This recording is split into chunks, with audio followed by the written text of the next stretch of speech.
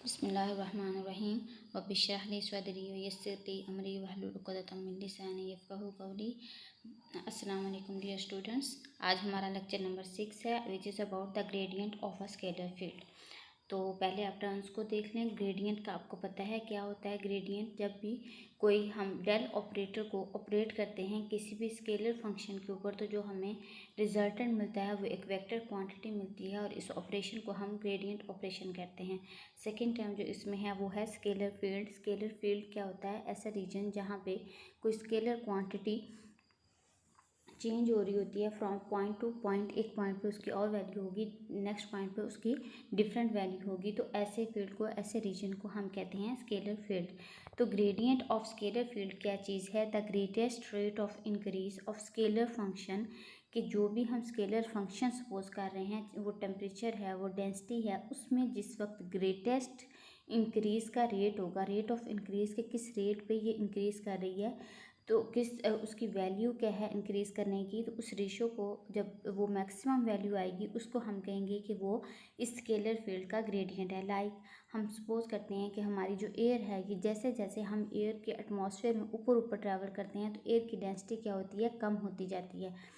तो जैसे ऊपर से नीचे आते हैं तो डेंसिटी ज़्यादा हो रही है। डेंसिटी क्या है? एक स्केलर वैल्यू है, एक स्केलर फंक्शन है। तो जब इस स्केलर फंक्शन में मैक्सिमम इंक्रीज आएगा, रेट ऑफ इंक्रीज जिस वक्त मैक्सिमम होगा, जो उस वैल्यू को हम कहेंगे कि ये ग्रेडियंट ऑफ डेंसिटी है। सिमिलरली यहाँ पे हमने कोई फंक्शन, कोई क्वांटिटी सपोज की है कि वो एस है, स्केलर फंक्शन को हम एस सपोज कर रहे हैं, तो उसका ग्रेडियंट क्या होगा? Curl S by curl N, N जो नॉर्मल वैल्यू हम ड्रॉ कर रहे हैं।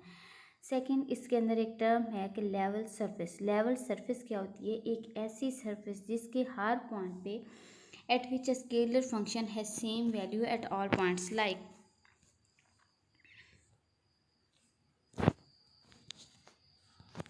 हम सपोज करें कि हमारे पास ये एक सरफेस है, तो इस सरफेस के अगर हर पॉइंट पे अगर ये टेम्परेचर की बात हो रही है तो यहाँ पे भी इसके 200 टेम्परेचर हो, यहाँ पे भी 200 टेम्परेचर हो, इस जगह पे भी 200 टेम्परेचर हो, इस जगह भी 200 टेम्परेचर है। हर जगह पे टेम्परेचर की वैल्यू कांस्टेंट है, चाहे वो ये पॉइंट है, ये पॉइंट है, ये पॉइंट है। इस पूरी सरफेस के ऊपर अगर जो भी हमारी स्केलर क्वांटिटी है, वो डेंसिटी है, वो टेम्परेचर है, वो प्रेशर है, जो भी स्केलर क्वांटिटी है, अगर उसकी वैल्यू हर पॉइंट पे सेम है तो ऐसी सरफेस को हम नाम देते हैं लेवल सरफेस का। ठीक है, आगे आपने इसकी डायग्राम हम पहले समझेंगे। जो हमने डेरिवेशन करनी है, सबसे पहले आपने इसकी डायग्राम को अंडरस्टैंड करना है। तो यहाँ पे हमने सपोज किया कि हमारे पास दो लेवल सरफेसेस हैं। एक लेवल सरफेस है S1 और दूसरी है लेवल सरफेस S2। यहाँ पे S क्या है? स्केलर फंक्शन है, और S क्या है? एक पॉइंट से दूसरे पॉइंट पे वेरी कर रहा है। लेकिन ये जो दो सरफेसेस हमने ली हैं, ये जो दो सरफेसेस हमने ली है, एक ये सरफेस S1 और ये दूसरी सरफेस S2, तो ये क्या है? लेवल सरफेसेस हैं। जो मैंने आपको समझाया कि लेवल सरफेस के हर पॉइंट पे क्या होगी? वैल्यू सेम होगी। तो ये दोनों क्या है? एक दोनों लेवल सरफेसेस हैं। एक का नाम S1 है और दूसरी का नाम S2 है, और ये दोनों एक दूसरे के करीब करीब हमने दो सरफेसेस कंसीडर किए हैं। ठीक है, और ये वाला जो पॉइंट है जहाँ पे O लिखा हुआ है, ये O क्या है? ये ओरिजिन को रिप्रेजेंट कर रहा है। कि ओरिजिन, जैसे हम कोऑर्डिनेट एक्सिस लेते हैं तो ये ओरिजिन होता है, यहाँ से एक्स एक्सिस, वाई एक्सिस और जी एक्सिस निकलती हैं।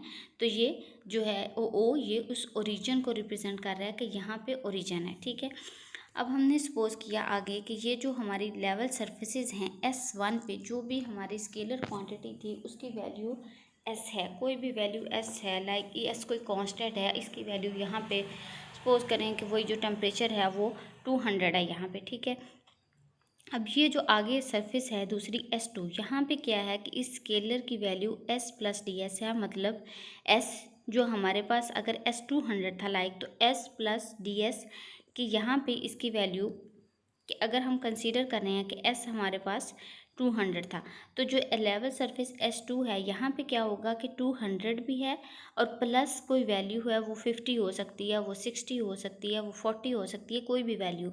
तो वो जो कोई भी वैल्यू है उसको हम ds कह रहे हैं, और S एक कांस्टेंट वैल्यू है। उसमें ऐड हो के जैसे हम ऊपर गए हैं तो वो चीज़ जो भी हमारी स्केलर क्वांटिटी थी वो इंक्रीज़ हो गई है, और उसमें कोई भी जो इंक्रीज़ आया उसको हम माइनर इंक्रीज से रिप्रेजेंट कर रहे हैं डी एस। जहाँ मैंने आपको बताया था कि डी जहाँ पे भी आता है उसका मतलब होता है कि एक माइनर सा चेंज है, माइनर सी चीज़ को हम ले रहे हैं। तो डी एस क्या है कि ये जो भी वैल्यू थी, लाइक एस थी, अगर 200 थी तो इसमें एक थोड़ा सा चेंज आया है, वो चेंज कुछ भी हो सकता है। ठीक है, आगे हमने कंसीडर किया जो S1 सरफेस है, इसके ऊपर हमने एक पॉइंट ए कंसीडर किया, और ये जो ओरिजिन है यहाँ से ए के अगर हम पोजीशन वेक्टर लें तो इसको R से रिप्रेजेंट कर सकते हैं। इसी तरह हमने लेवल सरफेस जो 2 थी उसके ऊपर एक पॉइंट बी कंसीडर किया है, और इस पॉइंट बी का ए से जो गैप है, जो इसका डिस्टेंस है, इसको vector position vector D R represent कर रहा है। अब ये जो डी आर है ये क्या है, ए का बी तक का डिस्टेंस है ये, जिसको हम डी आर कह रहे हैं, और ए का ओरिजिन से जो डिस्टेंस है इसको हम आर कह रहे हैं। अब नेक्स्ट अगर हम देखें, हमने देखना है कि बी का ओरिजिन से कितना डिस्टेंस है, तो वो कितना होगा R plus D R. R plus D R क्यों होगा, क्योंकि यहाँ से यहाँ तक देखें आर प्लस डी आर बनता है, हम उसी पॉइंट पे पहुँचे और यहाँ पे भी वही पॉइंट आ रहा है, तो R plus D R, B का जो पोजीशन वेक्टर बन रहा है वो आर प्लस डी आर है। नेक्स्ट हमने लेवल सरफेस S1 पर एक नॉर्मल ड्रॉ किया है n, और इस नॉर्मल की वैल्यू क्या है, A से C तक जो इसकी वैल्यू है वो dn है। आपने इस डायग्राम को अच्छे से अंडरस्टैंड करना है। क्या इस डायग्राम में दो लेवल सरफेसेस हमने कंसीडर की हैं, एक लेवल सरफेस S1 है और दूसरी लेवल सरफेस जो है वो S2 है, और ये ओरिजिन से कुछ फासले के ऊपर दो सरफेसेस हमने कंसीडर की हैं। S1 के ऊपर हम कंसीडर कर रहे हैं कि जो भी हमारी स्केलर क्वांटिटी थी उसकी वैल्यू S है। S2 के ऊपर इसकी वैल्यू थोड़ी सी इंक्रीज़ हो गई है, वो S प्लस डी एस है। नेक्स्ट हमने सपोज किया S1 पे एक पॉइंट A, और ओरिजिन से उसका डिस्टेंस क्या है R, पोजीशन वेक्टर से हम रिप्रेजेंट कर सकते हैं। इसी तरह हमने S2 के ऊपर एक पॉइंट कंसीडर किया B, और उसका पोजीशन वेक्टर A से B तक जो है वो DR है, लेकिन O से B तक जब हम कंसीडर करेंगे इसको तो वो R प्लस DR होगा। ए से सी तक हमने पोजीशन वेक्टर एक नॉर्मल वेक्टर ड्रॉ किया है n, और इसकी ए से सी तक जो वैल्यू है वो dn है। और s क्या है, यहाँ पे एक स्केलर फंक्शन है, ऐसा फंक्शन जिसकी value point two point very करती है, लेकिन S1 और S2 क्या हैं, ये दो लेवल सरफेसेस हैं, जो कि इन एक सरफेस के ऊपर अगर हम ये वाली सरफेस कंसिडर कर रहे हैं तो इस सरफेस के ऊपर वैल्यू कांस्टेंट है स्केलर की। इसी तरह इस सरफेस के ऊपर भी क्या है, स्केलर जो भी हमारी स्केलर क्वांटिटी थी, वो टेम्परेचर था, वो डेंसिटी थी, उसकी वैल्यू यहाँ पे इन दोनों सरफेसेस पे एक कांस्टेंट वैल्यू है, यहाँ पे वो चेंज नहीं हो रही। यहाँ पे भी वो पूरी सरफेस पे चेंज नहीं हो सकती। चेंज कहाँ पे हो रही है, यहाँ से लेके यहाँ तक जब हमने ट्रैवल किया तब चेंज हुई है, वो इस सरफेस के अलॉन्ग चेंज नहीं हुई। ठीक है, तो इसलिए ये दोनों क्या हैं, लेवल सरफेसेस हैं। आगे हम देखते हैं इसकी डेरिवेशन को। तो हमने कहा rate of change of scalar function along A B, ये जो लाइन ए बी है इसके अलोंग अगर हम देखें, ये जो हमारी लाइन ए बी है इसके along rate of change of scalar function को अगर हम कंसीडर करें तो वो क्या है, curl S by curl are. क्योंकि ये पोजीशन के लिहाज से वैल्यू चेंज कर रही है, तो इसलिए हमने change in S with respect to R लिखा है, विद रिस्पेक्ट टू पोजीशन लिखा है। फिर हम कर सकते हैं इस, ये हमारे पास एक वैल्यू आ गई curl S by curl R, इसको हम अगर मल्टीप्लाई एंड डिवाइड कर दें कर्ल एन से, देखें कोई भी हमारे पास वैल्यू है, लाइक हमारे पास ये है 2/3, इसको हम अगर 4 से मल्टीप्लाई भी कर देते हैं और 4 से डिवाइड भी कर देते हैं तो इस वैल्यू के ऊपर कोई इफ़ेक्ट नहीं पड़ेगा, ये वैल्यू सेम रहेगी। इसी तरह और हम इसको अब देखें इस तरह भी लिख सकते हैं, मैं 4 को इस साइड पे ले आऊँ 2/4, इसी तरह ये वाला 4 इस साइड पे जाएगा, और इसको मैं इस तरह से भी लिख सकती हूँ कि मैंने ये वाला 4 जो है इसको इधर लिख लिया और ये वाले 4 को मैंने इधर ही रहने दिया और इस 3 को मैं इधर ले गई, तो इससे कोई इफ़ेक्ट नहीं पड़ा इस इक्वेशन पे। ये इक्वेशन क्या रहेगी, सेम ही रहेगी, इसकी वैल्यू पे कोई इफ़ेक्ट नहीं पड़ेगा। ठीक है, तो यही काम हम इस इक्वेशन में करने जा रहे हैं। हमने क्या किया, यहाँ पे 4 की जगह पे कर्ल n लिख लिया है, इस कर्ल n से हम मल्टीप्लाई भी कर रहे हैं और डिवाइड भी कर रहे हैं, और इससे इक्वेशन पे कोई इफेक्ट नहीं पड़ेगा। हमने वही किया, कर्ल s पे कर्ल r को हम लिख सकते हैं curl s by curl n multiply by curl n by curl r, और इसको हमने नाम दे दिया है इक्वेशन नंबर 1 का।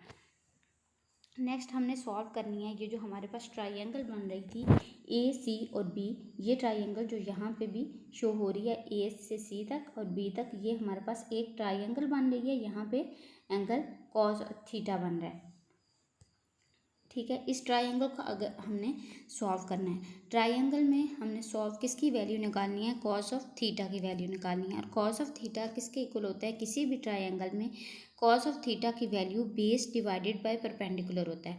और इस ट्राइंगल में मैंने शो कर दिया है कि बेस कौन सी है, परपेंडिकुलर कौन सा है और हाइपोटेन्यूज कौन सा है। इन केस आपको अगर याद नहीं है तो जिस लाइन के अलोंग एंगल थीटा बन रहा होता है उस लाइन को हम बेस कहते हैं, जो एंगल के सामने वाली होती है।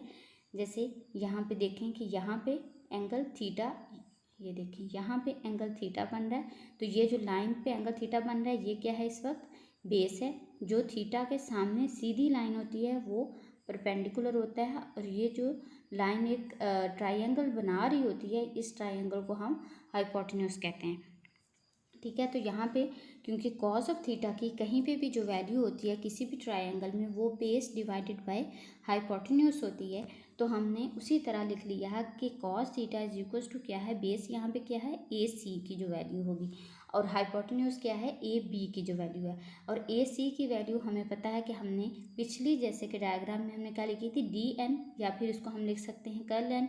इसी तरह जो ए बी की वैल्यू थी इसको हमने लिखा था डी आर या फिर कर्ल आर, हम इसको लिख सकते हैं। तो हमारे पास कॉस ऑफ थीटा की वैल्यू यहाँ से आ गई curl N by curl R. अब नेक्स्ट देखिए हमारे पास दो चीज़ें आ गई। एक तो हमारे पास वो इक्वेशन नंबर 1 जो हमने निकाली थी कि curl S by curl R को हम कैसे लिख सकते हैं, curl S by curl N multiply by curl N by curl R. और दूसरे हमारे पास कॉस थीटा की वैल्यू आ गई curl N by curl R. अब हम क्या करेंगे कि इक्वेशन नंबर 1 में इस कॉस थीटा की वैल्यू को पुट कर देंगे। जब मैंने इस कॉस थीटा की वैल्यू को इक्वेशन नंबर 1 में पुट किया तो देखें ये जो टर्म थी curl N by curl R, यही तो कॉस थीटा के इक्वल है। कॉस थीटा की यही वैल्यू आई है ना, curl N by curl are. तो हमने इस वैल्यू की जगह पे क्या लिख दिया, कॉस थीटा लिख दिया, क्योंकि ये कॉस थीटा के इक्वल थी। तो curl S by curl R किसके इक्वल आ गया, curl S by curl N into cos of theta, ठीक है। आगे हमने एक चीज़ पढ़नी है कि value of curl S by curl R is maximum for smaller values of curl R. इसका मतलब क्या है कि जब भी हमारे पास कोई फ्रैक्शन होती है तो फ्रैक्शन में नीचे वाली चीज़ जो डिनोमिनेटर होता है वो जितना छोटा होता है उतनी फ्रैक्शन की वैल्यू बड़ी आती है। जैसे कि सपोज करें कि मैंने 12 डिवाइडेड बाय 2 किया तो मेरे पास वैल्यू क्या आई, 6 आई, ठीक है। अब मैं करती हूँ 12 डिवाइडेड बाय 3 तो मेरे पास वैल्यू क्या आएगी 4। फिर मैंने किया 12 डिवाइडेड बाय 4 तो वैल्यू क्या आ गई मेरे पास 3। तो क्या हुआ कि जितना डिनोमिनेटर छोटा था उतनी मेरे पास उसकी वैल्यू क्या आई, बड़ी आई, और जितना डिनोमिनेटर बड़ा होता गया उतनी वैल्यू छोटी आती गई। तो हम यहाँ पे क्या चाहते हैं, हमने कहा था कि ग्रेडियंट ऑफ स्केलर फील्ड क्या होता है, जहाँ पे रेट ऑफ इंक्रीज मैक्सिमम हो। हम rate curl S by curl R क्या है, मैक्सिमम वो रेट ऑफ इंक्रीज। तो रेट ऑफ इंक्रीज की मैक्सिमम वैल्यू कब आएगी, जब कर्ल आर जो हम जिस चीज़ से हम डिवाइड कर रहे हैं उसकी वैल्यू छोटी हो जाएगी। जैसे मैंने आपको बताया कि अगर हम सपोज कर लें कि कर्ल एस 12 है तो जितनी छोटी वैल्यू से अगर हम उसको 2 से डिवाइड करेंगे तो हमारे पास 6 वैल्यू आएगी, अगर हम उसको 1 से डिवाइड करेंगे तो हमारे पास 12 वैल्यू आएगी। तो जितनी कर्ल आर जितना नीचे वाली चीज़ छोटी होगी उतनी हमारे पास उस फ्रैक्शन की वैल्यू मैक्सिमम आ जाएगी। तो इसको मैक्सिमम करने के लिए हमारे पास क्या है कि द मिनिमम डिस्टेंस, और तो हमने मैक्सिमम करने के लिए क्या करना है, हमने इस वैल्यू कर्ल आर को छोटा करना है। और कर्ल आर क्या था, इस डायग्राम में देखें तो कर्ल आर क्या है, ये डिस्टेंस है फ्रॉम ए टू बी। जो हमने एक लेवल सरफेस 1 पे पॉइंट लिया ए, और जो लेवल सरफेस 2 पे पॉइंट लिया ये 1 पे था पॉइंट और ये 2 पे था पॉइंट, इन दोनों के दरमियान का जो डिस्टेंस है वो कर्ल आर है। तो मतलब अगर हम इस डिस्टेंस को छोटा कर देते हैं तो हमारे पास रेट ऑफ इंक्रीज मैक्सिमम आ जाता है। तो इस डिस्टेंस को हम कैसे छोटा कर सकते हैं, देखें ये एक लेवल सरफेस है मेरे पास और ये लेवल सरफेस है और यहाँ पे एक पॉइंट है और हमने ये गैप कंसीडर करना है, इसको हम चाह रहे हैं कि ये छोटा हो जाए। इसको छोटा करने की क्या वैल्यू, अगर हम यहाँ पे देखें करेंगे तो और छोटा हो जाएगा, यहाँ पे हम करते हैं तो और छोटा हो जाएगा, बिल्कुल सीधा कर देंगे तो उस वक्त इसकी वैल्यू सबसे छोटी आ जाएगी। तो हम इसीलिए क्या कंसीडर करते हैं कि हम बजाय इसको एक ट्रायंगल की तरह यूं कंसीडर करने के, अगर हम इसको यूं, ये जो डी एन हमारा नॉर्मल है इसके अलॉन्ग ले लें तो इस वक्त देखें इसकी वैल्यू कितनी इससे छोटी हो गई है, इस वाली से वैल्यू इसकी छोटी हो जाएगी। तो इसको हम इसीलिए कंसीडर कर लेते हैं कि हम इसको अलॉन्ग द नॉर्मल कंसीडर कर लेते हैं। तो उस वक्त कर्ल आर की वैल्यू क्या हो जाएगी, वो डी एन के इक्वल हो जाएगी, जो हमने डी एन लाइन दी हुई है उसके इक्वल हो जाएगी। और ये मैक्सिमम कब हो सकती है, सेकंड जो इसमें कंडीशन है कि ये मैक्सिमम कब होगी, जब कॉस ऑफ थीटा 1 हो जाएगा, क्योंकि curl S by curl R maximum कब होगा, जब नीचे कर्ल एन सिर्फ आ जाए और बाकी वाली टर्म खत्म हो जाए। तो बाकी वाली टर्म कब खत्म होगी, जब कॉस ऑफ थीटा 1 आ जाएगा। और कॉस ऑफ थीटा 1 कब आता है, जब थीटा इज इक्वल टू 0 होता है। और ये चीज़ हमने यहाँ पे भी देख ली है इस डायग्राम में भी, कि अगर हम इसको अलॉन्ग द नॉर्मल सपोज कर लें यहाँ पे, तो उस वक्त क्या आएगा, मिनिमम डिस्प्लेसमेंट होगा। मिनिमम डिस्प्लेसमेंट होगा तो हमारे पास रेट ऑफ इंक्रीज मैक्सिमम होगा। और इस लाइन के along angle cos of theta angle theta क्या बन रहा है, इस लाइन के अलॉन्ग 0 है, तो कॉस ऑफ थीटा क्या आ जाएगा, 1 आ जाएगा। ठीक है, तो यही चीज़ हम आगे देख रहे हैं कि कॉस ऑफ थीटा को क्या होना चाहिए, 1 होना चाहिए। कॉस ऑफ थीटा 1 होता है जब एंगल 0 हो जाएगा। तो हम यहाँ पे अगर कॉस ऑफ थीटा की जगह 1 पुट करते हैं तो हमारे पास curl S by curl r जो रेट ऑफ इंक्रीज था वो इक्वल आ जाता है curl S by curl n के। The vector curl S by curl n which gives greatest rate of increase, ये जो अब वैल्यू है curl S by curl n, ये है रेट सबसे ग्रेटेस्ट इंक्रीज दे रही है हमें of S in magnitude and direction is called gradient of S at that point. और इस टर्म को curl S by curl N को हम कहते हैं gradient of this scalars S at that point, क्योंकि ये हमें मैक्सिमम इंक्रीज दे रहा है, क्योंकि यहाँ पे curl S by curl are की मैक्सिमम वैल्यू आ रही है जब हमने आर की जगह पे एन को रिप्लेस कर दिया। तो इस एन को हम क्या कहते हैं, curl S by curl N को हम कहते हैं ग्रेडियंट ऑफ एस। और ये क्या देता है हमें, maximum rate of increase in S and also the direction. ये जो एन हैट यहाँ पे वैल्यू है ये किसको रिप्रेजेंट कर रही है, एन हैट यहाँ पे डायरेक्शन को रिप्रेजेंट कर रहा है। और ये जो curl S by curl N है ये मैग्नीट्यूड को रिप्रेजेंट कर रहा है। तो इसको हम कहेंगे ग्रेडियंट ऑफ स्केलर फील्ड। एक दफ़ा अगेन मैं आपको डेरिवेशन जो है एक्सप्लेन कर देती हूँ, ताकि अगर कोई आपको डिफ़िकल्टी है तो वो आपको अंडरस्टैंड हो जाए। तो देखें डायग्राम तो मैंने आपको एक्सप्लेन कर दी, होप सो आपको समझ आ गई होगी। नेक्स्ट हमने क्या निकालना है, rate of change of scalar function. Scalar function में जो हमने रेट ऑफ चेंज निकाला है वो विद रिस्पेक्ट टू पोजीशन है, तो इसलिए हमने उसको curl S by curl R लिखा है। नेक्स्ट हमने क्या किया, इसको कर्ल एन से मल्टीप्लाई भी कर दिया और कर्ल एन से डिवाइड भी कर दिया, क्योंकि हम जब भी किसी टर्म को एक ही नंबर से मल्टीप्लाई करते हैं, डिवाइड करते हैं, तो इससे कोई इफेक्ट नहीं पड़ता। हमने उसी तरह किया और फिर इसको हमने क्वेश्चन नंबर 1 कर लिया। नेक्स्ट स्टेप में हमने क्या करना है, हमने कॉज ऑफ थीटा के लिए इस ट्रायंगल ए सी बी को सॉल्व करना है। और कॉज ऑफ थीटा किसके इक्वल होता है, बेस डिवाइडेड बाय हाइपोटेन्यूज। और बेस है यहाँ पे ए सी जिसकी वैल्यू कर्ल एन है, और यहाँ पे हाइपोटेन्यूज है कर्ल आर जो कि ए बी लाइन को शो कर रहा है। नेक्स्ट हमने इक्वेशन नंबर 1 थी हमारे पास curl S by curl are की वैल्यू, और हमारे पास कॉस थीटा की वैल्यू थी curl N by curl are. तो हमने ये जो curl N by curl r था इसकी जगह पे कॉस थीटा को पुट कर दिया है। ठीक है, यहाँ पे हमने क्या किया है, ये वैल्यू जो है curl N by curl R is equal to cos of theta, ये हमने वैल्यू यहाँ पे पुट कर दी है। कॉस थीटा हमने इसकी जगह पे क्या लिख दिया है, कॉस ऑफ थीटा। तो ये कॉस ऑफ थीटा जब हमने पुट किया तो आगे हमारे पास आ जाएगा कि हम इसकी मैक्सिमम वैल्यू क्या ले सकते हैं, क्योंकि ग्रेडियंट की डेफिनेशन ही ये है कि जब रेट ऑफ इंक्रीज़ की मैक्सिमम वैल्यू आ जाए। तो हम उस डेफिनेशन के अकॉर्डिंग देख रहे हैं कि इसकी मैक्सिमम वैल्यू कब हो सकती है, जब इसके नीचे वाला छोटा हो जाए। नीचे वाली टर्म क्या है, कर्ल आर। और कर्ल आर कब छोटी हो सकती है, जब हम इसको लॉन्ग परपेंडिकुलर सपोज कर लें, यानी इसको हम कर्ल एन ओनली यहाँ पे curl S by curl are, क्योंकि यहाँ पे देखें हमारे पास curl S by curl are की वैल्यू क्या है, curl S by curl N into cos of theta. और हम क्या कह रहे हैं कि इसकी मैक्सिमम वैल्यू कब हो जाएगी, जब सिर्फ हमारे पास इतनी टर्म हो। तो हम इस कॉस ऑफ थीटा को ख़त्म करना चाह रहे हैं। कॉस ऑफ थीटा की वैल्यू अगर तो 0 आ जाएगी तो फिर तो हम इसको ख़त्म नहीं कर सकते, क्योंकि पूरी टर्म यहाँ पे क्या हो जाएगी, 0 के इक्वल हो जाएगी अगर कॉस ऑफ थीटा 0 हो जाए। तो हम क्या कहते हैं कि कॉस ऑफ थीटा जब 1 होगा तब इसकी वैल्यू मैक्सिमम आ जाएगी। और कॉस ऑफ थीटा 1 होता है जब थीटा 0 के इक्वल होता है। तो कॉस ऑफ थीटा की वैल्यू हमने यहाँ पे 1 पुट कर दी, तो curl S by curl r equal to आ गया curl S by curl n के। और इसको हम कहते हैं ग्रेटेस्ट रेट ऑफ इंक्रीज, इसको हम कहते हैं greatest rate of increase of S with respect in magnitude and direction at that point. और इसको हम ग्रेडियंट एस से डिनोट करते हैं, which is equal to magnitude of greatest increase multiply by direction. ठीक है, ये वाला टॉपिक लॉन्ग क्वेश्चन के लिए इंपॉर्टेंट है, इसको आप अच्छे से तैयार कर लें इस डेरिवेशन को। ठीक है, अब हमारी नेक्स्ट क्लास इंशाल्लाह मंडे को होगी। तब तक के लिए अल्लाह हाफिज़, टेक केयर।